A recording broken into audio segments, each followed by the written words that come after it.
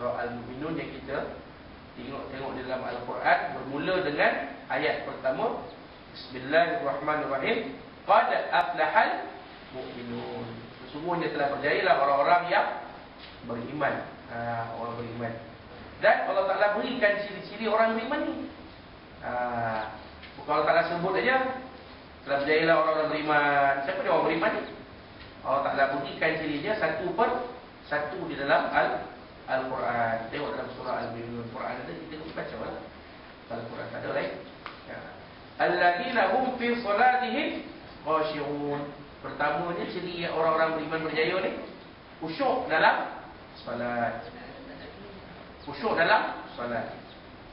Bila akan takbiratul ihram, Allahu Akbar, maka hilanglah dari minda segala-gala yang berada di luar salat. Kita berbeza.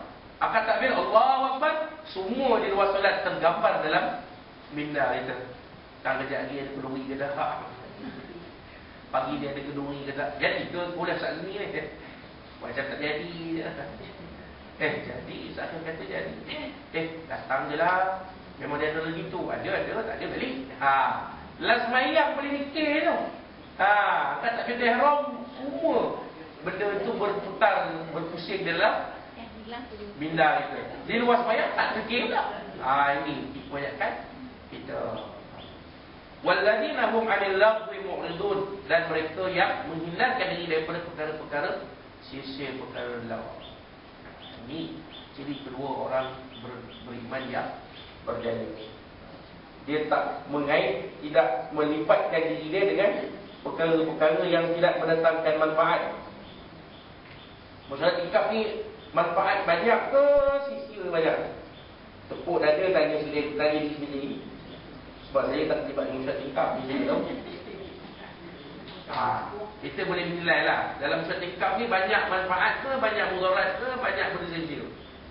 Tetapi Allah Ta'ala kata, kalau kita ni orang-orang beriman yang berjaya, cirinya yang kedua ialah kita tidak, kita menghindarkan diri kita daripada perkara yang sia-sia.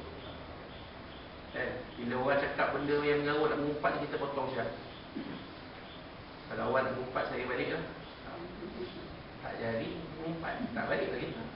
Tema, cerita bunga, cerita baju, cerita beg tangan, cerita kasut. Tak apa lah kan. Cerita beg tangan, cerita kasut, cerita baju, aksesori lah, tudung, macam-macam jadi tudung kan? Cerita tu tak apa.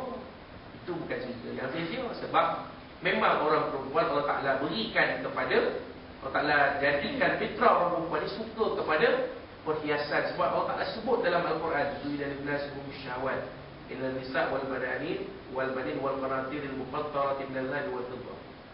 Memang Allah Ta'ala kurniakan dalam perempuan ni memang suka kepada perhiasan. Perhiasan dalam bahasa Inggeris aksesori. Jadi apa-apa saja, bukan setakat emas perak aja. Dan tudung, kasut, beg tangan, lamuci. Itu memang fitrah Allah Ta'ala beri kepada kaum wanita. Tak kisah. Itu bukan benda yang sia. Masuk kepada bab bergosip, itu dia baru masuk benda sia-sia. Mula-mula cerita cantik dah, lepas tu dia masuk tengah-tengah. Vietnam tu pakai sia-sia. Sajalah nak tunjuk tu macam kita tak lindungi. Sering dia pakai. Dia dah mula nak mengumpat tu. Kan?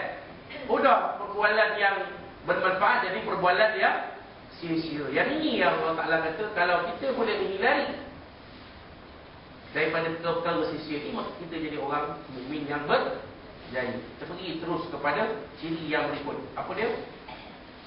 Ciri yang berikutnya, Walladzina hum lizzakati fa'ilun, dan mereka yang mengeluarkan zakat. Jadi zakat ni, kalau zakat fitrah tertanggung atas suami sebagai ketua. Kalau zakat selain itu adalah hak individu. Kalau emas, akak kena bayar ya, untuk bayar. Akak yang menyimpan wang dalam kotak tak keluar-keluar selama setahun, harganya 5,000 ke atas, termasuk cincin emas. Mahal ni cincin emas. Simpan, sayang nak pakai simpan, nak kotak. Cukup setahun, kena keluar zakat. Kena keluar zakat. So itu kalau tuan-tuan tengok komunitas di Kelantan, mereka pakai habis semua buah pemain yang ada. Mereka pakai sebahagian je. Sebab apa? Sebab mereka tahu kalau tak pakai nanti kena bayar zakat. Itu. Yang keduanya, sebagai simbol kepada pencarian mereka. Mereka ni biasa banyak. Jadi simbol. Banyaknya bank emas mereka itu menunjukkan kekayaan mereka. Lagi banyak gelang emas, lagi kaya mereka. Dan gelang emas itu mereka tak pakai saja. Bila memerlukan, mereka gadaikan di pajak gadai Ar-Rum sebagai untuk dapatkan modal perniagaan. Bila dapat untung, ditebus balik barang emas itu. Itulah setakat yang saya tahu lah macam mana cara wanita Kelantan berniaga. Betul kan, kalau kita pergi, kita jangan heran lah tengok bila dia sensing tu, perempuan kolia, gelap dia, terus tak heran. Sebab itu cara demo. Kita tak, kita pakai yang boleh melekat di badan ni, yang lain simpan dalam kotak. Kena tahu, kena keluar zakat 1/40, 2,5. Kena keluar. Dan juga zakat yang berkaitan. Kalau kita bekerja, zakat pendapatan. Kalau ada berniaga, zakat perniagaan. Kalau ada ternak kambing, ternak lembu, zakat ternakan. Kalau ada saham, zakat saham. Yang ni kita boleh merujuk kepada Baitul Mal lah, jenis-jenis zakat yang wujud. Maka kita kena bayar sendiri. Jangan pula kita berniaga, suami kita pula yang kena bayar. Abang pergi bayar lah untuk saya. Mana boleh? Kita yang berniaga. Kita yang kena keluar zakat. Hanya zakat fitrah sahaja yang tertanggung ke atas suami kita. Zakat fitrah tu memang suami kena bayar. Untuk kita dan anak-anak yang belum bekerja, yang belum bekerja dan yang belum berkahwin.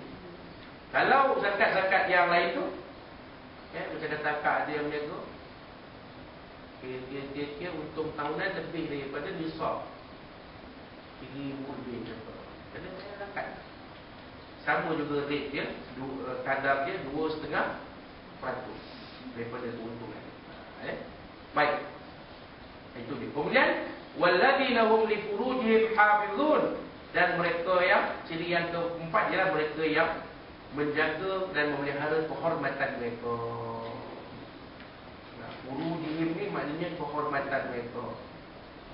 Kalau dalam konteks yang luas, dalam konteks ayat ni, kalau kita faham secara terjemah harfiah, kemaluan mereka dengan izin, yang memelihara kemaluan mereka, kehormatan mereka. Illa ala azwajihim, melainkan kepada pasangan mereka, au ma malakat aymanuhum, ataupun kepada hamba-hamba saya mereka. Fa innahum ghairu malumin. Dan Allah Taala beritahu siapa yang melampaui batas, fa man yattagha wara'a dzalika fa ulaika humul 'adun. Siapa yang melampaui lebih daripada itu, mereka ni orang yang melampaui batas. Walladzina hum li amanatihim wa 'ahdihim ra'un, dan mereka orang yang memelihara amanah dan janji mereka. Tengok, saya janji minggu ketiga Sabtu pagi insya-Allah mesti datang. Yang lain tu macam bulan lepas kan, tu saya minta maaf sebab terlupa. Dia tak masuk dalam sistem. Dia tak masuk dalam ROM, read only memory. Dia masuk dalam RAM, random access memory. Bila tutup komputer hilang. Yang ini, yang minggu ketiga ni memang read only memory. Memang ada. Dia kekal dalam minda. Memang ingatlah Sabtu minggu ketiga, di sinilah. Kalau umur panjang, jodoh panjang, di sini. Sabtu minggu ketiga. InsyaAllah, saya pun tak tahulah ada rezeki tak dengan surau kampung Datuk Kamarudin. Kalau ada jodoh dengan mereka, lagi senang. Bila semua dah ada. Habis kelas subuh pukul 8 dah boleh rendang sini, dah boleh awal di sini, dan dah boleh rehat di sini. Akak masuk tengok saya dah terlentang. Tak nunggu pukul 9 kan. Tak pun melekor dekat Dewan Sayang. Pasal kelas subuh kan. Jadi kalau ada jodoh lah, saya beritahu tuan imamnya, saya kata kalau berminat nak belajar kitab ni, kitab yang lewat ni, saya kata ruang yang ada pada subuh minggu ketiga. Sebab kuliah maghrib dah penuh kan. Kuliah maghrib saya dah penuh untuk melakukan puan-puan sekalian. Memang tak ada ruang. Tapi kalau subuh insyaAllah ada sedikit ruang kan. Adalah 1-2 boleh masuk. Kan? Sebab saya pun perlu rehat juga. Saya tak nak buat macam Ustaz Kazim. Ustaz Kazim tu lain. Sehari sampai 3-4 ya.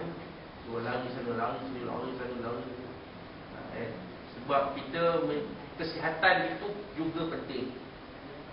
Ya, kita jangan memikirkan sangat soal kesihatan itu.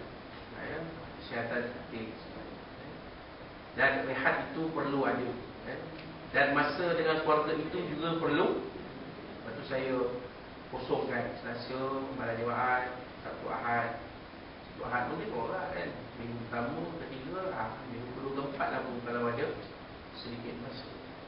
Kalau ada juga yang nak waktu tu, boleh juga lah, tapi bukan di Perak ni, mungkin di KL dan sebagainya. Sebab saya boleh ambil 2 dalam 1 sambil menyelam minum mandi. Sambil berkuliah, kita membawa isteri dan anak-anak berjalan dan bersantai-santai. Ini adalah ruang untuk keluarga. Jadi itu dia. Kemudian Allah Ta'ala sebut walladzina hum ala salawatihim yahafizun. Yang ini yang saya nak kaitkan dengan kuliah kita baru. Dan mereka yang memelihara sembahyang mereka. Jadi orang yang memelihara sembahyang ni Allah Ta'ala kata masuk dalam kalangan orang-orang beriman yang berjaya di dunia dan di. Sebab itu muazzin, kalau kita balik pada bab azan yang dulu, kenapa Allah Ta'ala syariatkan ada dalam azan tu hayya 'alal falah. Selepas hayya solat mesti ada hayya 'alal falah. Sebab kita dah nampak dalam ayat Quran, orang yang memelihara solat pasti akan berjaya di dunia dan di akhirat. Macam Cina berniaga. Tengok kenapa Cina berniaga boleh berjaya dalam perniagaan dia. Pagi-pagi belum apa sebelum berniaga, kita tengok betul. Pagi-pagi sebelum berniaga sembahyang dulu. Sembahyang cara dia, walau agama dia. Enggak, bukan dia tiba-tiba tu buka pintu. Ada dia punya kuil kecil, dia punya toko kecil dia tepi kedai dia.